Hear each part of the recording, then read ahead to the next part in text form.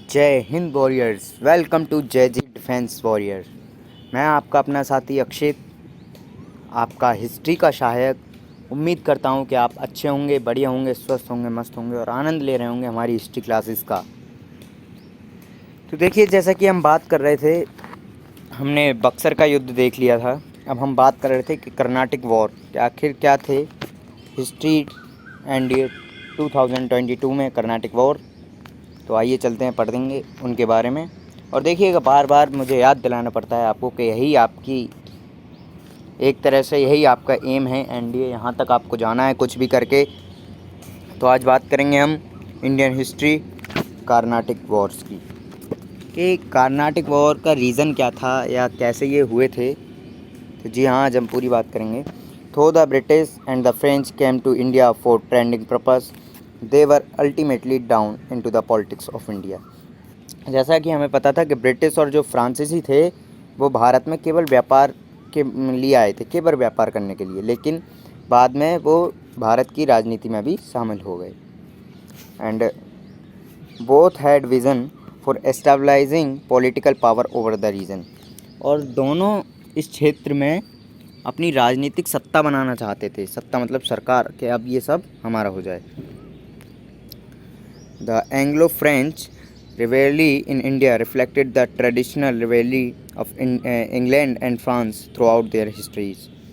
अब एंग्लो जो फ्रांस प्रतिद्वंद्विता बोलें तो एक दूसरे के खिलाफ पूरे इतिहास में इंग्लैंड और फ्रांस की प्रतिद्वंद्विता मतलब एक दूसरे से जेलसी फील करना, वो दर्शाती है। And specially in India, the rivalry in the form of these three Carnatic wars decide once for all the English and not French were the more suitable ones to establish their rule all over India. और विशेष रूप से ये भारत में 3 कर्नाटक युद्ध जो लड़े गए थे अंग्रेज़ों के, तो इनके लिए एक जो बेसिक होता है वो अंग्रेज़ों ने ही तैयार किया था कि वो पूरे भारत में फ्रांस अपना शासन जुटा पाएँ। ठीक है, तो जो तीनों वॉर थे उनमें से आज हम बात करेंगे फर्स्ट कर्नाटिक वॉर्स की। फर्स्ट कर्नाटिक वॉर, पहला कर्नाटक युद्ध, जो 1740 से 1748 के बीच हुआ था, 740 से 748 के बीच हुआ था। आज हम बात करेंगे बिल्कुल हाँ उसकी। Carnatic war was the name given by the Europeans to the Coromandel coast and its island. जो ये यूरोपियन के द्वारा इसका नाम दिया गया था, जो कोरोमंडल तट था और उसके भीतरी इलाकों के लिए यह युद्ध किया गया था। The first Carnatic war was an extension for the Anglo French war in Europe which was caused by the Austrian war of succession. ये जो ऑस्ट्रियाई लोग थे या कर्नाटिक वॉर जो था वो बढ़ा दिया गया था एंग्लो फ्रेंच के लोगों के द्वारा यूरोप में। अब इसमें यूरोप की कुछ शक्तियाँ भी शामिल होंगे जो हम आगे पढ़ेंगे। तो चलते हैं आगे, let's see. The first Carnatic war is remembered for the battle of saint Thome in Madras for between the French forces and the forces of Anwaruddin the nawab of Karnataka, to whom the English applied for help. ये जो first Carnatic war था इसको battle of saint थॉम के नाम से भी जाना जाता है इन मद्रास, मतलब आज का चेन्नई। तो fought between the French forces and the force of Anwaruddin. तो जो अनवारुद्दीन था कर्नाटक का नवाब, उसके बीच में ये युद्ध हुआ था। एंड बात करते हैं अब the war of Austrian succession between 1740 and 1748 most of Europe was great powers were involved in conflict caused by the question of Maria Theresa succession to Austrian Habsburg crown। जो 1740 से 1748 के बाद जो था, जो यूरोप की ज़्यादातर जो शक्तियाँ थी वो कॉन्फ्लिक्ट हो गई थी मारिया थेरेसा के सक्सेशन से ऑस्ट्रिया हब्सबर्ग के क्राउन के लिए। एंड नाउ आगे चलते हैं, बात करेंगे हम। The war involved all of the Europe with France, Persia, Spain, Bavaria and Saxony allied against Austria and the Britain। जो ये वॉर था कर्नाटक वॉर फर्स्ट, इसमें सभी पूरा यूरोप शामिल हो गया था, फ्रांस के साथ और पेरिस के साथ, स्पेन के साथ, बावरिया के साथ एंड सैक्सोनी के साथ। किसके अगेंस्ट? ऑस्ट्रेलिया और ब्रिटेन के अगेंस्ट पूरा यूरोप खड़ा हो गया था। The first two Silesian war the first Silesian War 74 to 74 and the second Silesian War 7044 to 7045 were centered around Australia and Persia। इस युद्ध को भी दो पार्टों में विभाजित कर दिया गया था। फर्स्ट सिलेशन वॉर जो 1740 से 1742 के बीच हुआ था, एंड सेकंड सिलेशन वॉर जो 1744 से 1745 के बीच हुआ था। और इसका जो मेन केंद्र था वो ऑस्ट्रेलिया और पेरिस के अराउंड था, मतलब आसपास ही था।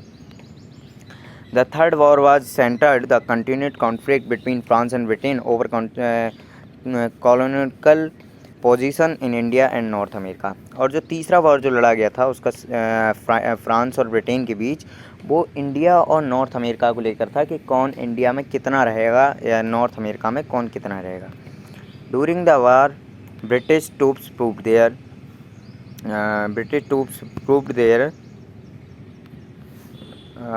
Birth as soldier. तो जो इस युद्ध के दौरान जब ये युद्ध हो रहा था तो जो ब्रिटिश के सैनिक थे उन्होंने अपनी सैन्य शक्ति को दिखाया। The war was concluded with the peace treaty of Aix-la-Chapelle signed in October 1748। और ये जो युद्ध ख़त्म हुआ वो 1748 में एक संधि के तहत ख़त्म हुआ जिसे एक्स-ला-चैपली की संधि कहा जाता है। Under this treaty France agreed to leave the Austrian Netherlands to give back Madras to Britain in return for Louisbourg. इस ट्रीटी के अंदर फ्रांस ने ऑस्ट्रियन नीदरलैंड को मद्रास वापस कर दिया और अपनी ब्रिटेन में अपनी जगह ले ली। And Maria Theresa was also confirmed by Austrian ruler. और जो मैरिया थेरेसा था वो ऑस्ट्रियन रूलर के द्वारा वास्तव में कर लिया गया था। अब इसके रिजल्ट क्या रहे थे, रिजल्ट देखते हैं हम, इसके निष्कर्ष क्या रहे थे। A small French army under Captain Paradis defeated the strong Indian army under महफूज Khan and St. Thomas on the banks of the river Adyar. तो कहने का मतलब है एक छोटी सी आर्मी जो कैप्टन पैराडाइज जिसका नेतृत्व कर रहे थे, उन्होंने महफूज खान की एक बड़ी और ताकतवर इंडियन आर्मी को हरा दिया सेंट थॉमस के bank of the river Adyar के किनारे। The first Carnatic war was ended in 1748। पहला कर्नाटक वॉर 1748 में समाप्त हो गया। When the treaty of Aix-la-Chapelle was signed beginning to Austrian war of succession to a conclusion. जबकि उसका पूरा एक निष्कर्ष जो था वो उस युद्ध में एक संधि हुई जिसे ट्रीटी ऑफ एक्स-ला-चैपले कहा जाता है। आइए चलते हैं नीचे। Under the terms of the treaty Madras was handed back to English. और इस संधि के अनुसार जो मद्रास था वो वापस अंग्रेज़ों के हाथ में चला गया। And the French in turn got there territories in north America. और फ्रेंच को उनके रूप के अनुसार नॉर्थ अमेरिका में उनकी जगह मिल गई। अब जो सिग्निफिकेंस जो रहे थे वो क्या थे इस वॉर के? War was an eye opener for the European in India. ये वॉर जो था उन यूरोपियन के लिए भारत में एक मार्गदर्शक था। It revealed then even a small disciplined army could easily defeat a much large Indian army। कहने का मतलब है कि एक छोटी सी अनुशासित आर्मी ने एक बड़ी भारतीय सेना को हरा दिया था। तो इसलिए कहते हैं अनुशासन ज़रूरी है। Further this war adequately brought out of the importance of the naval force in Anglo-French conflict in the Deccan। और ये वॉर जो था वो दक्कन में जो इम्पोर्टेंट थी एंग्लो फ्रेंच की कॉन्फ्लिक्ट की वो भी दर्शा रहा था।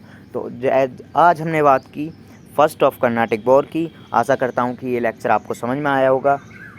प्लीज़ हमारी वीडियो को लाइक कीजिए, शेयर कीजिए, कमेंट कीजिए, सब्सक्राइब कीजिए अगर आपको कोई डाउट है तो। और जी हाँ, जल्दी मैं लेकर आऊँगा आपके लिए कर्नाटिक वॉर सेकंड की वीडियो।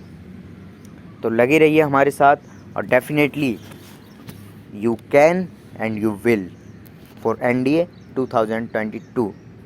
जय हिंद, जय भारत।